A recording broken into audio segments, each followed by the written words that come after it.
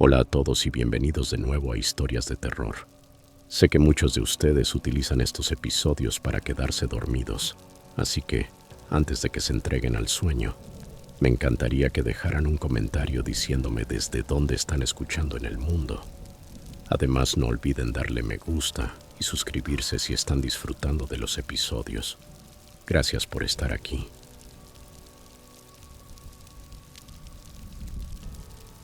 Historia 1. Sucedió a finales de octubre de 2022, en una noche de lunes que se deslizó silenciosamente hacia la madrugada del martes. Vivo con mi esposa Erika y nuestros 2 hijos en un terreno de 3 acres a las afueras de Bozeman, Montana, cerca del viejo camino Gallatin que serpentea entre campos de trigo y colinas bajas. Nuestro vecino más próximo es el señor Randall Huxley, un hombre reservado que habita en una casa de rancho desgastada por la intemperie, a unos 200 metros al oeste de nuestra propiedad. Su terreno colinda con un tramo de bosque de pinos que se extiende hasta las montañas Bridger. En 5 años apenas lo había visto unas 6 veces, una ocasión en la tienda Lowe's de la ciudad, 2 veces en la oficina de correos de Big Sky recogiendo paquetes, y un par de veces más cuando levantó la mano desde su camioneta al pasar frente a nuestra verja. Nunca recibió visitas, jamás participó en las parrilladas del vecindario y tampoco colocaba adornos en Navidad. Aquella noche en particular, Erika y yo nos quedamos despiertos hasta tarde porque nuestro hijo Noah, de 14 años, estaba terminando un proyecto de ciencia sobre los géiseres de Yellowstone y necesitaba mi computadora portátil. Para cuando imprimimos su informe ya eran las 2:45 de la madrugada. Apagué el ordenador, cerré la puerta corrediza con seguro y fui al fregadero de la cocina por un vaso de agua. Fue entonces cuando noté, a través de la ventana, un tenue resplandor anaranjado que pulsaba sobre la línea de árboles del lado de Huxley. Me pareció demasiado brillante para ser una luz de porche. Llamé a Erika y ambos entrecerramos los ojos en la oscuridad hasta que nuestra vista se ajustó. No era una lámpara, sino una llama estable que ardía detrás de su cobertizo, iluminando delgadas franjas de humo que ascendían rectas, pues el aire estaba quieto. Abrimos la ventana y en cuestión de segundos, un olor espeso y agrio, como plástico quemado, invadió la cocina. ¿Quién quema basura a las 3 de la mañana? Erika lo dijo casi como un comentario retórico, pero la pregunta quedó flotando en el ambiente. Nuestra primera preocupación fue el riesgo de incendio forestal. Las Bridger habían sufrido graves siniestros 2 veranos antes y todos en la zona habían aprendido a extremar precauciones. Tomé una linterna pensando en conducir la camioneta hasta su entrada para comprobar que todo estuviera bajo control. Erika permaneció en la ventana con el teléfono en mano, lista para llamar al 911 si las chispas alcanzaban la hierba seca. Pero nunca llegué al vehículo. Apenas puse un pie en el porche, un chasquido agudo desgarró el silencio de la noche, como si un tronco se partiera de repente. La llama detrás del cobertizo se alzó más alto y luego disminuyó. Apagué la linterna para evitar que se notara mi silueta y me quedé escuchando. Otro crujido siguió al primero, más lento, como si algo pesado se estuviera quebrando. Después silencio, salvo el siseo bajo del fuego. Me replegué, cerré la puerta con llave y le dije a Erika, está haciendo algo ahí afuera y no me gusta nada. Decidimos no llamar a los bomberos porque el viento seguía tranquilo. En su lugar observamos hasta que el resplandor se apagó cerca de las 3:20 de la madrugada. El humo se volvió entonces una delgada cinta gris apenas perceptible contra el cielo estrellado del invierno. Dormimos unas pocas horas intranquilas antes de que la alarma sonara a las 6. Noah tomó el autobús a las 6:45 y yo llevé a nuestra hija de 10 años, Laya, a la escuela Morning Star. Al regresar, la curiosidad me venció. Giré hacia la entrada de grava de Huxley. Su camioneta ya no estaba. Seguramente se había marchado antes del amanecer. Detrás del cobertizo había un barril metálico ennegrecido, lo bastante caliente como para distorsionar el aire sobre él. En el borde se adherían restos chamuscados, plástico derretido, algo fibroso semejante a tela y unas láminas deformadas de aluminio. A unos 2 metros del barril, Un círculo de tierra aparecía calcinado y desnudo, como si lo arrojado allí hubiera atravesado el suelo endurecido por la helada, dejando una mancha oscura. Apoyada contra un tronco, con la pala hacia abajo clavada en la tierra, estaba una pala de punta plana. La levanté por el mango cubierto de ceniza y me sorprendió el calor que todavía retenía. No había enfriado durante la noche. Imaginé a Huxley solo en su patio, alimentando el barril y después vaciándolo sobre el suelo en esas horas en que nadie debería estar despierto. La escena me dejó inquieto. Volví a colocar la pala exactamente como la había encontrado y conduje de regreso. Erika me esperaba en el porche. Me contó que había visto huellas de neumáticos sobre la hierba, cruzando hacia el bosque, profundos surcos que se curvaban al norte en dirección a un viejo camino de servicio. Acordamos no decirle nada de esto a los niños.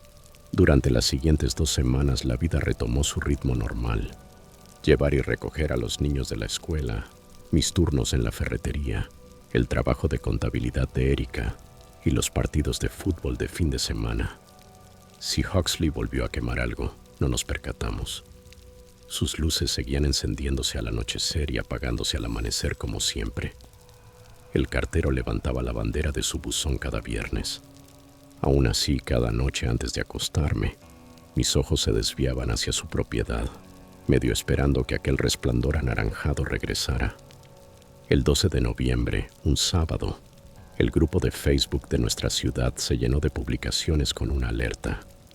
Un excursionista de 30 años llamado Daniel Price había desaparecido mientras hacía senderismo en el Truman Trail, que pasa a menos de 4 millas de nuestra calle. Había dejado su Subaru en el inicio del sendero el martes por la mañana y nunca regresó al motel en Bozeman donde se hospedaba. El equipo de búsqueda y rescate del condado de Gallatin pasó miércoles y jueves peinando las colinas, pero no encontraron nada. Alguien compartió una foto de su Instagram, un hombre sonriente con chaqueta verde sosteniendo un mapa, las cumbres de las Bridger detrás de él. El pie de foto decía: "Semana en solitario en Big Sky Country. Nos vemos al otro lado". La cronología me hizo ruido. Ese martes coincidía exactamente con la semana posterior a la fogata de medianoche de Huxley. Al principio intenté desecharlo como una simple coincidencia. Montana atrae senderistas de todas partes y los accidentes a finales de otoño no son inusuales, pero la cercanía entre el inicio del sendero y nuestro vecindario me incomodaba. Saqué un mapa del condado y tracé una línea recta desde el bucle norte del sendero hacia nuestra calle. Me di cuenta de que el recorrido atravesaba un terreno maderero privado, a menos de 1 milla de la cerca trasera de Huxley. Cuando le mostré el mapa a Erika, ella lo miró en silencio, con el dedo apoyado sobre el área de los pinos. ¿Tú crees que él...? No terminó la frase. Esa misma tarde caminé hasta la línea divisoria de nuestra propiedad, donde la hierba se encontraba con el bosque de Huxley. Una capa de escarcha cubría las agujas de pino caídas y el aire olía a nieve lejana. Encontré los surcos de neumáticos que Erika había visto antes. 2 hendiduras paralelas marcadas en la tierra, ahora endurecida como piedra. Se perdían entre los árboles hacia una ladera rocosa. Pensé en seguirlas, pero me detuve al ver candados nuevos en la verja de Huxley. La mañana siguiente, domingo, asistimos a la iglesia en Bozeman. Al volver, 2 camionetas del sheriff estaban estacionadas frente a la casa de Huxley. Un par de agentes con chaquetas brillantes conversaban con él en el porche. Un perro labrador negro con chaleco de búsqueda olfateaba los cimientos. Erika detuvo nuestra camioneta a mitad del camino de entrada, con el motor apagado. Observamos desde el parabrisas. Huxley no paraba de secarse las manos en los pantalones. Uno de los agentes señalaba hacia el bosque mientras otro tomaba notas. 10 minutos después se marcharon sin arrestarlo. Huxley entró a su casa y azotó la puerta. Esa noche comenzó a caer nieve pesada. Copos gruesos enterraron lo último del otoño. Alrededor de las 11 de la noche, la electricidad titiló y luego se cortó, algo común en las primeras tormentas de nieve por aquí. Encendimos la chimenea, nos cubrimos con mantas en la sala y colocamos linternas de batería sobre la mesa de centro. La casa quedó en silencio, salvo por el viento golpeando las canaletas. El apagón duró casi 2 horas. Cuando la luz volvió, lo primero que hice fue asomarme por las persianas hacia la propiedad de Huxley. El aire se me atascó en el pecho. Una linterna brillaba detrás de su cobertizo, moviéndose lentamente en círculos sobre el suelo. Cada pocos segundos se detenía y apuntaba hacia abajo, iluminando manchas en la nieve. En ese mismo instante escuché pasos crujientes sobre nuestra entrada. Toqué el hombro de Erika y ambos miramos por la ventana lateral. Era un agente, el más alto de los que habían interrogado a Huxley. Se acercaba con una linterna. Salí con las botas hundiéndose en la nieve fresca. «Perdone por la hora», me dijo. «¿Les molestaría si les pregunto si sus cámaras de seguridad registraron algo inusual el martes pasado por la noche?» Le respondí que no teníamos cámaras, solo luces de movimiento. Entonces la curiosidad se me escapó en la voz. «¿Esto tiene que ver con el excursionista desaparecido?» El agente suspiró. La nieve se acumulaba en sus hombros. «Estamos siguiendo todas las pistas. El señor Huxley reportó haber escuchado un vehículo en su camino de acceso esa noche. Eso me dejó desconcertado. Erika y yo habíamos visto las mismas huellas, porque Huxley mencionaba ese detalle recién ahora. El agente tomó mi número, me dio las gracias y regresó a su patrulla. Al día siguiente las escuelas cerraron por la nevada, aunque yo tenía que trabajar. Pasé por la casa de Huxley a las 8 de la mañana. Su entrada estaba despejada de nieve, recién arada, pero no había huellas de neumáticos hacia la carretera principal. O no había salido, o pasó las horas previas al amanecer paleando. La idea de él despierto y activo mientras todos dormíamos me tensó el cuello. Por la tarde, como los niños estaban inquietos en casa, decidimos salir a deslizarse en trineo. La mejor colina era la del terreno vacío junto al bosque de Huxley. Noah arrastraba los trineos cuesta arriba mientras yo vigilaba desde abajo. En mi tercera subida noté un lugar donde la nieve parecía más delgada, una depresión ligera cerca de un grupo de abedules. Los niños pasaron riendo a toda velocidad, así que marqué el sitio con mi bota, pero no dije nada. Esa noche la curiosidad me venció. Le dije a Erika que saldría a buscar leña. Tomé una pala y caminé hacia los abedules bajo la luz de una luna llena que teñía la nieve de un azul fosforescente. La temperatura había caído, pero la depresión seguía más blanda que el resto del terreno. Rasqué 6 pulgadas de nieve hasta que el borde metálico de la pala golpeó algo sólido. Me arrodillé y aparté más nieve, revelando una bolsa gris de basura semienterrada en la tierra. Aún con el frío, un hedor agrio escapó. El estómago se me encogió. Rasgué una esquina. Dentro había una lona cubierta de barro enrollada con fuerza. La pinché con la pala y la tela empapada cedió, dejando al descubierto algo pálido. Me eché hacia atrás, el pecho apretado. No seguí cavando. Cubrí de nuevo la bolsa con nieve. Regresé a la casa apresurado y llamé a la oficina del sheriff. La operadora mantuvo la voz serena. «Permanezca en su residencia. Un equipo va en camino». Llegaron con reflectores, cintas de seguridad y una furgoneta del forense. Los agentes siguieron mis huellas hasta los abedules, marcaron el área y comenzaron a excavar. Yo envolví a Erika y a los niños en mantas, manteniéndolos dentro de la casa, aunque ellos pegaban sus rostros a la ventana, intentando ver qué ocurría. Pasada la medianoche, un oficial llamó a la puerta. Me agradeció por haber hecho la denuncia y comentó que habían localizado artículos de interés. No pudo darme más detalles, pero me aseguró que ya tenían una orden de registro completa para la propiedad de Huxley. No pegamos un ojo en toda la noche. Las luces azules de las patrullas atravesaban nuestras persianas hasta el amanecer, mientras los detectives recogían pruebas en ambos terrenos. A las 6 de la mañana una grúa se llevó la camioneta de Huxley. 1 hora más tarde, lo sacaron esposado, escoltado por agentes. La nieve seguía cayendo, suave y persistente, amortiguando cada sonido. Durante la semana siguiente, las noticias comenzaron a llenar los vacíos. La oficina del sheriff confirmó que los restos humanos encontrados bajo la lona correspondían a Daniel Price. La causa de muerte tardaría en esclarecerse, pero los detectives creían que Price se había cruzado con Huxley en el sendero. Los registros telefónicos situaban a Huxley cerca del inicio del Truman Trail el martes por la mañana. Además, un dependiente lo recordaba comprando lejía y bolsas resistentes para basura en la ferretería Ace esa misma tarde. Dentro de su cobertizo, los investigadores hallaron fragmentos calcinados de correas de mochila de nylon, un dispositivo GPS parcialmente derretido y la licencia de conducir de Price fundida en un bloque de plástico. A pocos metros descubrieron un hoyo poco profundo donde Huxley había intentado enterrar más evidencias antes de que el suelo se congelara. Aquellas quemas que habíamos visto habían sido su primer intento de deshacerse de ellas. Al fallar, recurrió a ocultarlas bajo la nieve.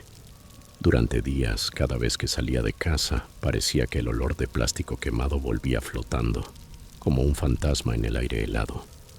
Noah me preguntó si nos mudaríamos. Laia empezó a tener pesadillas con fuegos detrás de cobertizos. Erika se culpaba por no haber llamado a las autoridades aquella primera noche. Yo le repetía que ninguno de nosotros podía haber adivinado la verdad, pero ni yo mismo estaba convencido. Noviembre dio paso a diciembre. Huxley permanecía en la cárcel del condado esperando juicio. Los reporteros intentaron entrevistar a los vecinos, pero nos mantuvimos en silencio. Yo empecé a revisar 2 veces las cerraduras antes de acostarme y a escanear la línea de árboles buscando cualquier resplandor o movimiento. La nieve cubría el claro de los abedules, pero ningún manto blanco podía borrar de mi mente la mancha oscura donde la curiosidad había destapado el horror. En Nochebuena nos llegó una última pieza de información. Los detectives encontraron páginas de un diario en el sótano de Huxley, notas desordenadas sobre purificar el sendero y borrar a los errantes. No sabían si existían más víctimas, pero reabrieron 2 casos de personas desaparecidas de 2020. Los perros de rastreo volverían en primavera, cuando el deshielo ablandara la tierra. A veces paso en coche por el límite del bosque y me imagino a excursionistas desviándose del sendero, confiando en la calma y la belleza de Montana, sin saber que un vecino solitario observaba esas arboledas en la oscuridad. Nuestro valle luce igual que siempre. Cumbres blancas, cielo azul y la línea de pinos protegiendo cada propiedad.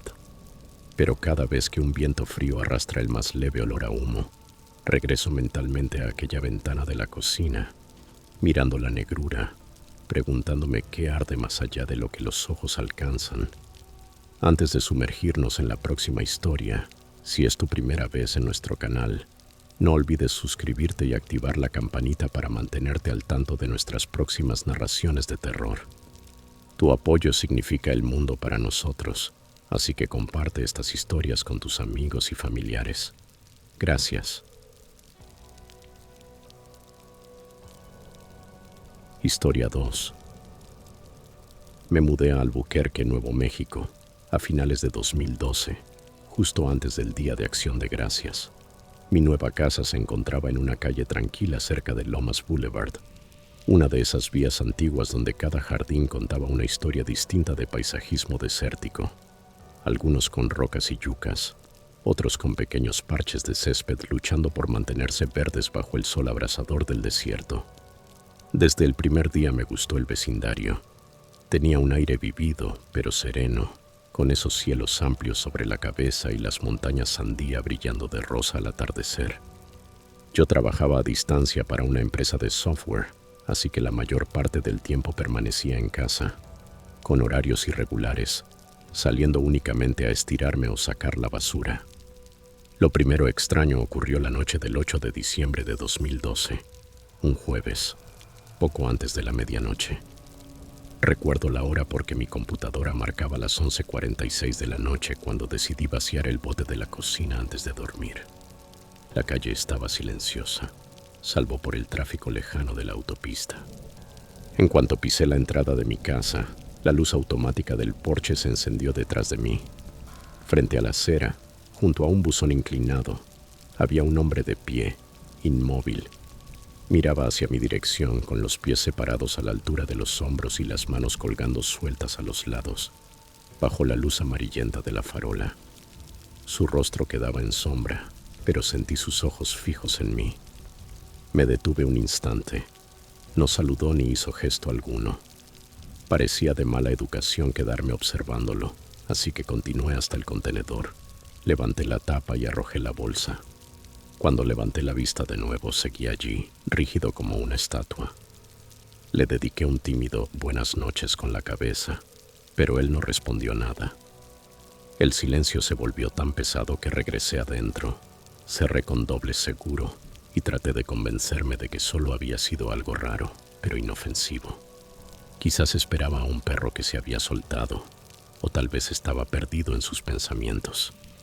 Al día siguiente llevé un plato de galletas a mi vecina de la izquierda, la señora García, una maestra jubilada que cada mañana regaba sus cactus. Le pregunté si conocía al hombre de enfrente. Ella sonrió y me dijo: «Ah, ese es el señor Reyes. Tipo callado, se mantiene al margen, nada más». Aquello me tranquilizó un poco. Pensé que simplemente era tímido. 7 días después, el 15 de diciembre, la escena se repitió casi idéntica. Esta vez eran la 1:10 de la mañana. El aire frío olía a humo de enebro de alguna chimenea. En cuanto puse un pie sobre el concreto, allí estaba otra vez. Mismo lugar, misma postura, el rostro inexpresivo dirigido hacia mí. La farola zumbaba sobre su cabeza. Una polilla revoloteaba entre nosotros, sus alas brillando. Sentí la sangre subir a mis oídos y el mundo reducirse a esa figura inmóvil.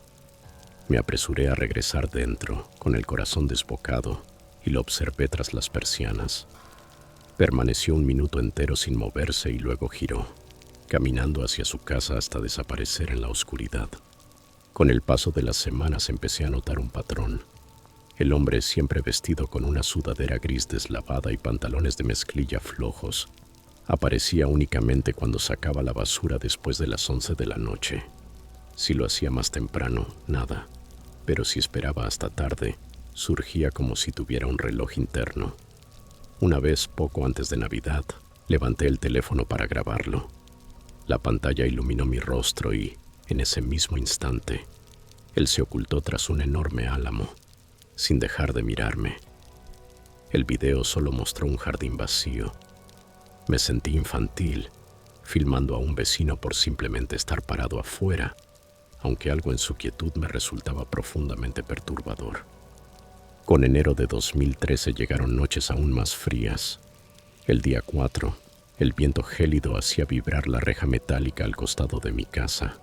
Estuve a punto de no sacar la basura, pero la costumbre pudo más. Salí con el aliento empañando el aire. Del otro lado de Lomas Boulevard, el señor Reyes estaba otra vez, esta vez más cerca, justo en el borde de la acera. Un coche pasó y sus faros iluminaron su cara. Mejillas hundidas y unos ojos que parecían atravesarme. Me quedé helado. La bolsa de plástico crujió en mis manos como un trueno en medio del silencio. Él no parpadeó. Retrocedí por la entrada, aún con la basura en la mano. Me metí adentro y cerré con rapidez, el corazón golpeándome en el pecho. El sueño empezó a escaparse. Soñaba que estaba de pie bajo aquella farola, con los pies pegados en cemento seco, incapaz de moverme, mientras una silueta se acercaba lentamente. Durante el día todo parecía normal. Una vez lo vi al mediodía, regando una maceta con chiles en su porche. Me saludó con un leve gesto. Casi logré convencerme de que sus apariciones nocturnas eran malentendidos amplificados por la oscuridad. Pero cada noche contaba una historia distinta. En enero decidí romper el patrón. Esperé hasta las 2 de la madrugada y, en vez de solo sacar la bolsa, arrastré todo el contenedor hasta la acera. El ruido de las ruedas sobre las piedras heladas me obligó a caminar erguido, tratando de aparentar seguridad. La calle estaba vacía. Sentí alivio, pensando que quizá había imaginado todo. Me quedé un momento fingiendo observar la luna rodeada de halos. Entonces escuché un chirrido detrás de mí, la puerta mosquitera del señor Reyes abriéndose despacio. Salió con la capucha puesta, descalzo sobre la hierba escarchada, y se colocó exactamente bajo la farola. Sentí los huesos pesados, hice un esfuerzo y murmuré: «Buenas noches». El silencio fue su única respuesta. Regresé adentro con la piel erizada. Febrero trajo tardes más largas y un poco de calor. Empecé a trotar después del trabajo para despejarme. Un sábado, me crucé con el señor Reyes a plena luz del día en Monroe Street. Caminábamos en direcciones opuestas. Él llevaba una bolsa de plástico en la mano y la cabeza gacha. Al cruzarnos le dije, «Hola». Murmuró algo parecido a «perdón» o «lo siento», con la mirada esquiva. Su voz sonaba pequeña, temblorosa, casi asustada. Por primera vez sentí un giro de compasión. Tal vez sufría de ansiedad social u otra dificultad oculta tras esas miradas nocturnas. Aún así, las apariciones de madrugada continuaban, siempre en silencio, siempre inmóvil. Mis nervios se estiraban como cuerdas tensas.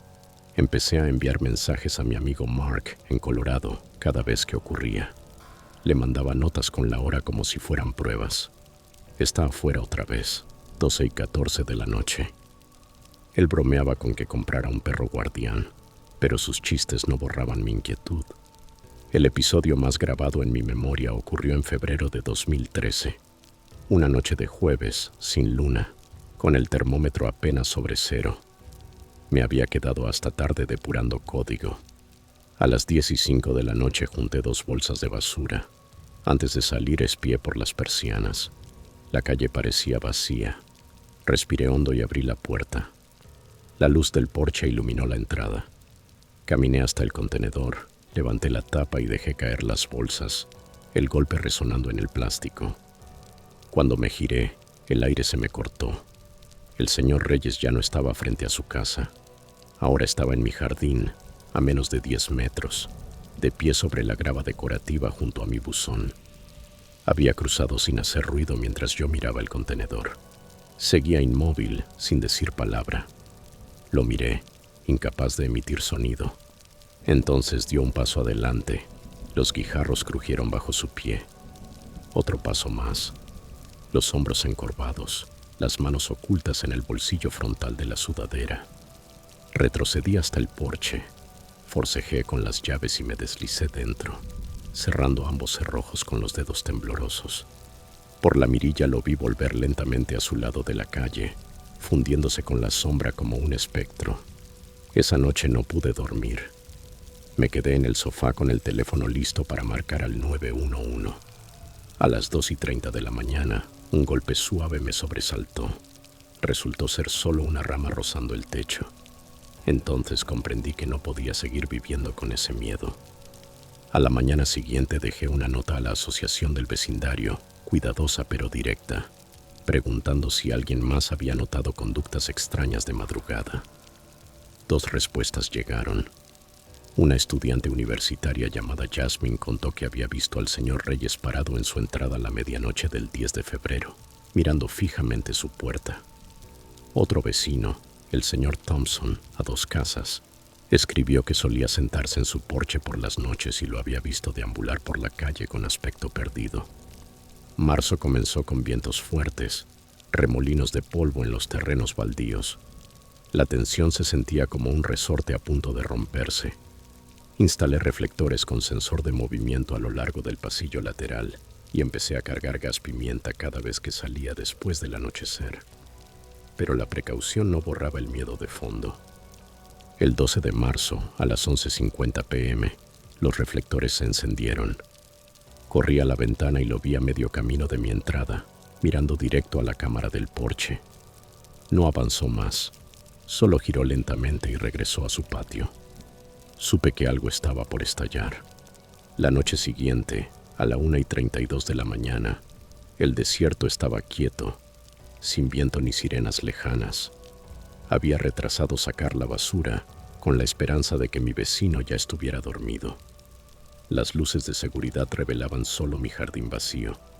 Caminé hasta el contenedor, levanté la tapa y entonces se escuchó un chasquido metálico, el sonido claro de un cuchillo desplegándose. Provenía de la oscuridad al otro lado de la calle. El señor Reyes emergió de entre 2 autos estacionados, la sudadera abierta. A la luz de la luna brilló un cuchillo de cocina largo en su mano derecha. Sin pronunciar palabra, corrió hacia mí, sus pasos retumbando en el asfalto. El terror me nubló, como si la gravedad me abandonara. Retrocedí, intentando sacar el gas pimienta, pero no había tiempo suficiente. De pronto un destello surgió a mi derecha.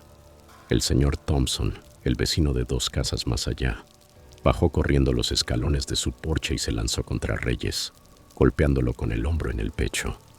Ambos cayeron al pavimento y el cuchillo rodó hasta la cuneta. Thompson lo inmovilizó, gritando que alguien llamara a la policía. Yo corrí adentro por el teléfono, con las manos sudorosas, y marqué al 911 con la voz temblorosa. Cuando regresé, Thompson aún lo sujetaba boca abajo, hablándole en voz baja y firme. Una a una las luces de los porches se encendían, una cadena silenciosa de preocupación. La policía de Albuquerque llegó en minutos. Las luces rojas y azules pintaron las paredes de estuco. Los agentes esposaron al señor Reyes sin dificultad. Él no opuso resistencia, solo temblaba y murmuraba frases que no alcancé a entender. El cuchillo yacía en la cuneta, cubierto únicamente de polvo. Thompson, jadeando, les contó a los oficiales que llevaba semanas observándolo, y al ver la embestida, supo que debía actuar.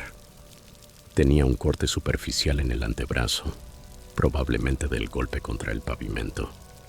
Los paramédicos lo limpiaron y vendaron en la acera. Un oficial tomó mi declaración en la sala, su libreta apoyada en una rodilla. Relaté los meses de apariciones silenciosas, el avance repentino, el forcejeo. Él escuchó con atención y luego comentó en voz baja. Algunos vecinos mencionaron que el señor Reyes había dejado su medicación. Su familia intentaba localizarlo. Esas palabras me dejaron frío. El miedo se transformó en una especie de tristeza. Una enfermedad mental, sin tratar, había derivado en algo peligroso para todos. 3 días después recibí una llamada de seguimiento. El detective me dijo que Reyes había sido ingresado en el hospital de la Universidad de Nuevo México para evaluación psiquiátrica. No se presentarían cargos por el momento. Los médicos debían valorar su condición. Mientras tanto, un familiar se haría cargo de su casa. La rápida acción de Thompson probablemente había salvado mi vida y la suya propia. En el vecindario todo se sintió distinto después. Más silencioso, sí, pero también más pesado por lo que casi había ocurrido. Coloqué más reflectores, mejoré la cámara del porche y empecé a tomar café de vez en cuando con Thompson en su terraza. Me confesó que apenas dormía esas semanas, demasiado preocupado por lo que veía cada noche. Jasmine comenzó a pasear a su perro más temprano, evitando la oscuridad. La señora García organizó una pequeña vigilancia vecinal. Intercambiamos números y prometimos cuidarnos entre todos. Una tarde templada de abril, con la sandía tiñéndose de un rosa sandía, saqué la basura al atardecer. Por primera vez en meses, ninguna figura aguardaba al otro lado de la calle. Sin embargo, aún sentía su presencia en mi memoria. Esa postura rígida, esa mirada muda. Algunas noches despertaba a las 2 de la mañana, esperando escuchar un golpe en la puerta, pero la calle permanecía en calma. Las semanas se transformaron en verano. En junio el calor cayó sobre Albuquerque como una manta sofocante. Me enteré de que el señor Reyes había sido diagnosticado con trastorno esquizoafectivo. Con medicación y terapia estaba mejorando, y su familia planeaba mudarlo cerca de parientes en Santa Fe. Saberlo aligeró parte de la tensión, aunque no borró por completo aquellos meses de invierno. La mente guarda imágenes marcadas por el miedo. A menudo revivo el instante crítico, el destello del cuchillo, el estruendo de los pasos, el valor puro de un vecino lanzándose al peligro. Me recuerda que el horror real no necesita fantasmas ni monstruos. A veces es un hombre silencioso de pie en un jardín a las 3 de la mañana. Una mente frágil desbordándose hacia la violencia por falta de atención. Y otras, la salvación surge de una persona común. Un vecino que decide actuar cuando los segundos pesan más que nunca.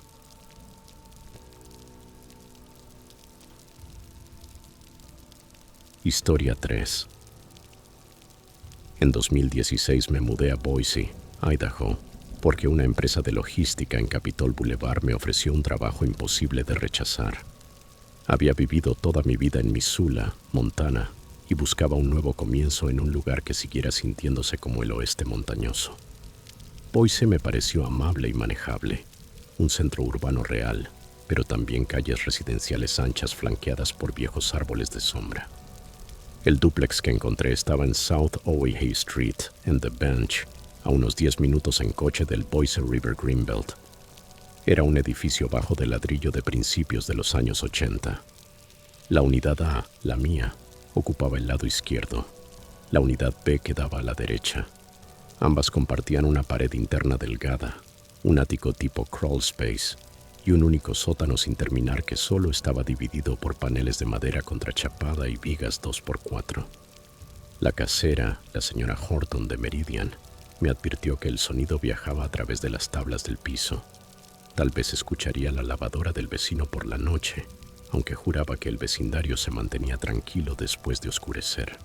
Firmé un contrato de 6 meses por $895 al mes, una ganga en una ciudad que crecía a toda velocidad. La primera semana transcurrió en paz. Por las tardes me dedicaba a recorrer Vista Avenue, a tomar café en Flying M y a comprar víveres en el Albertsons de Overland Road. Mi vecino de la unidad B era un hombre que aparentaba unos 40 y tantos. Nos cruzamos en la entrada compartida la segunda noche y se presentó como Glenn. Llevaba una sudadera azul marino incluso cuando hacía calor.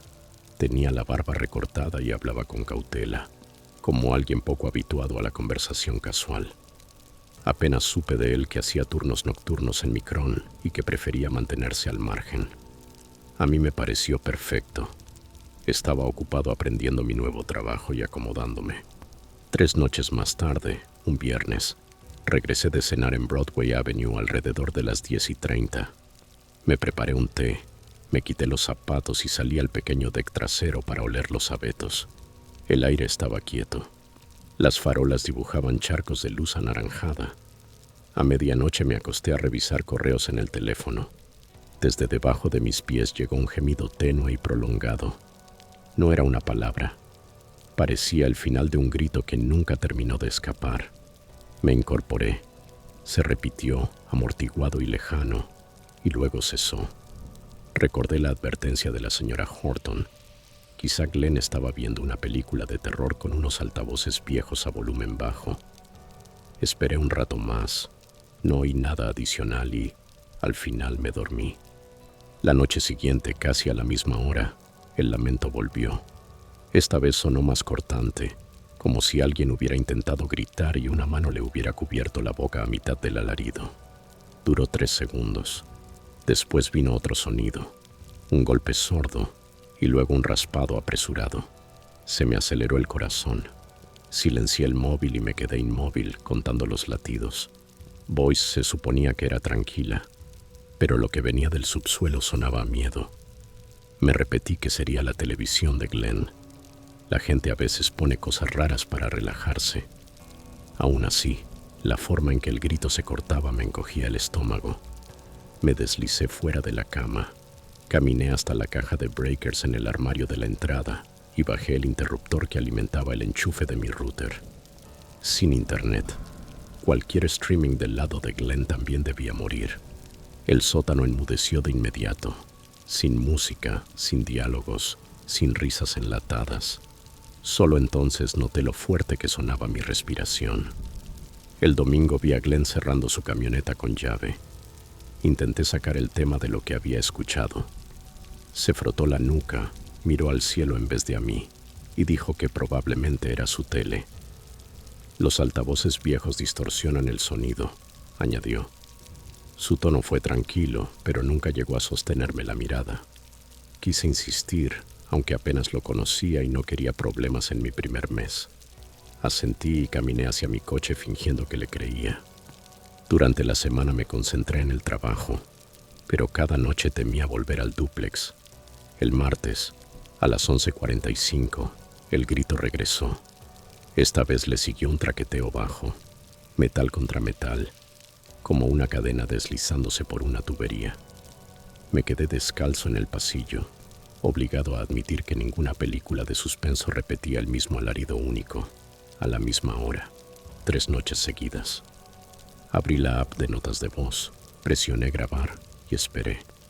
El sonido se repitió 2 veces, cada una acompañada por ese arrastre metálico. Cuando volvió la calma, detuve el archivo y lo reproduje, incluso a través del diminuto altavoz del teléfono. El ruido me erizó la piel. Sonaba humano, sin lugar a dudas vivo y aterrado. A la mañana siguiente me envié el clip por correo desde mi escritorio. Busqué en los portales de noticias personas desaparecidas en Boise, pero no hallé nada que encajara. Esa noche dejé el móvil en el suelo, junto a la rejilla de ventilación, y grabé 1 hora de audio crudo. Los gritos llegaron de nuevo a las 12:10 y a las 12:17. Cada uno fue más corto que el anterior, terminando en un sollozo. Decidí que el tiempo de la cortesía había terminado. Si Glenn tenía de verdad a una mujer ahí abajo, cada hora contaba. El jueves salí de la oficina a las 5 y conduje directo hasta la comisaría de la Boise City Police en Barrister Drive. Adentro pedí hablar con la oficial de guardia. Me presenté y expliqué que quizá estaba oyendo a una persona retenida contra su voluntad bajo mi dúplex. La oficial Ramírez, una mujer paciente de 30 y tantos, escuchó la primera grabación con unos auriculares.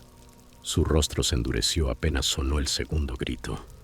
Me pidió mi dirección, el nombre completo de mi vecino y la disposición del sótano. Admití que nunca había bajado porque la señora Horton mantenía cerrada con llave la puerta divisoria. Ramírez se excusó y regresó 10 minutos después con el sargento Kohler, quien me agradeció el aviso y dijo que una patrulla me encontraría en casa alrededor de las 8:30. Me indicaron que me quedara en casa de un amigo hasta entonces y que no confrontara a Glenn. Me fui al apartamento de un compañero por Park Center Boulevard. Tomé té de manzanilla y vi el reloj arrastrarse hacia las 8. A las 8:20 me vibró el teléfono. La policía ya estaba en el lugar. Salí de inmediato, con la piel hormigueando mientras cruzaba calles de iluminación tenue. Al llegar, 2 patrullas estaban al ralentí junto a la acera y una SUV sin distintivos bloqueaba la entrada de Glenn. Las luces rojas y azules palpitaban sobre el ladrillo del dúplex. Aparqué a media cuadra y me acerqué al sargento Kohler, que estaba con la señora Horton frente a la unidad B. De Glenn no había rastro a la vista. Kohler dijo que habían tocado, pero nadie respondió. La casera sacó las llaves maestras, murmurando que Glenn siempre le había parecido normal. Los agentes se colocaron guantes y encendieron las bodycams. Entraron a la unidad y desaparecieron adentro.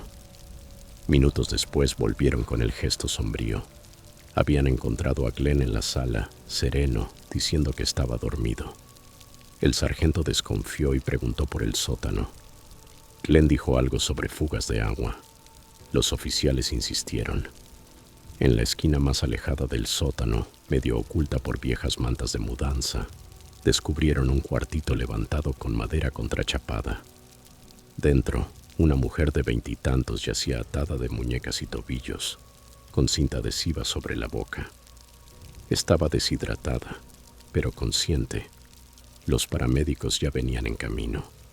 Vi salir a Glenn esposado, con el rostro lívido y la mirada perdida. No opuso resistencia, parecía casi aliviado.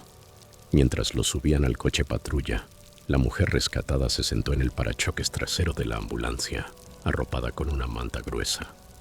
Sus ojos caían una y otra vez hacia el suelo, como si aún no pudiera aceptar el aire libre en la piel. Supe que se llamaba Ashley, estudiante de la Boise State University, y que llevaba 4 días desaparecida. Había aceptado un viaje por aplicación que nunca llegó a su casa.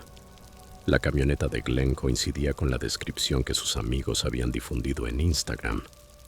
El dúplex quedó acordonado con cinta amarilla. Durante 2 horas, los investigadores fotografiaron cada centímetro y guardaron evidencias en bolsas plásticas. Cuando por fin me dejaron entrar a la unidad A para tomar lo imprescindible, entendí que jamás podría dormir allí otra vez. La pared delgada entre las unidades parecía cargada de memoria. Cada tabla del piso crujía como una advertencia. Hice la maleta en silencio y pasé la noche en un motel del aeropuerto, cerca de Victory Road. La habitación olía a cloro, pero las paredes eran gruesas y ningún lamento se filtraba. A la mañana siguiente, Un detective me entrevistó en la jefatura. Me preguntó por cada sonido, cada vez que vi a Glenn, cada cambio en su conducta. Mencioné la sudadera con capucha, la mirada nerviosa, la costumbre de aparcar la camioneta de reversa para que la placa quedara mirando hacia la casa. Lo anotaron todo. Antes de despedirme, el detective me dio las gracias por haber confiado en mi instinto. Dijo que los médicos esperaban que Ashley se recuperara físicamente. De lo emocional nadie podía asegurarlo. A Glenn lo imputaron por secuestro, agresión y tenencia de medios de restricción ilegales. En su computadora, incautada en la unidad P, supuestamente hallaron búsquedas sobre insonorizar sótanos y fármacos anestésicos. Me mudé ese mismo fin de semana. La señora Horton me devolvió el depósito sin discutir. El dúplex permaneció a oscuras durante meses. Cada vez que pasaba frente a él camino al Albertsons, se me hacía un vacío en el estómago, como si el propio edificio exhalara pena. Mi nuevo apartamento, en Grove Street, tenía ventanas delgadas pero losas de concreto gruesas. Algunas noches me despertaba sobresaltado, convencido de oír una súplica lejana corriendo por tuberías, hasta recordar dónde estaba. Conservé las grabaciones en el teléfono, incapaz de reproducirlas y, al mismo tiempo, reacio a borrarlas. Me recordaban que el terror real es silencioso, cotidiano y, a menudo, está justo debajo de nuestros pies. Amigos de Missoula me preguntaron por qué me notaban distinto cuando fui a visitarlos por acción de gracias.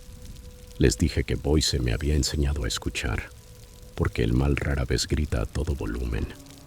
A veces susurra entre las tablas a medianoche, esperando que nadie lo note. Yo lo noté, pero apenas a tiempo. Sigo pensando qué habría pasado si hubiera confiado en el encogimiento de hombros de Glenn y en la palabra televisión. El pensamiento no me suelta y en cierto modo está bien. Mantiene mis oídos atentos todas las noches, viva donde viva. 6 meses más tarde testifiqué en la audiencia preliminar de Glenn en el Tribunal del Condado de Ada, en pleno centro. La sala estaba fresca, las luces intensas. Al describir los gritos se me cerró la garganta y me costó articular. Ashley estaba detrás del fiscal, con las manos entrelazadas y las uñas cortas. Cruzó su mirada con la mía solo una vez, un gesto que contenía más gratitud de la que merecía. Glenn nunca giró la cabeza. El juez dictaminó que había evidencia suficiente para ir a juicio. Afuera, reporteros locales se agolparon en las escalinatas buscando declaraciones. No dije nada. Mis palabras ya estaban registradas donde importaba. Sigo trabajando en la empresa de logística. Algunas tardes camino por el sendero del río, oyendo a los ciclistas deslizarse y a los gansos chacharear sobre el agua. Boyce volvió a sentirse segura, pero es una seguridad distinta, trenzada con responsabilidad. Llevo el acceso directo del grabador de voz en la pantalla principal del móvil. Presto atención cuando un perro gruñe hacia una ventana de sótano o cuando un chofer frena demasiado fuerte cerca de un instituto. Hay quien se ríe de ese nivel de alerta. Pero yo he escuchado la vida suplicando a través de madera y concreto. Sé lo fácil que es confundir ese sonido con un altavoz roto o una mala pesadilla. Cada noche al echar el cerrojo, me detengo un latido más que antes. Recuerdo los hombros de Ashley cubiertos por la manta y la marca que la cinta dejó en su mejilla.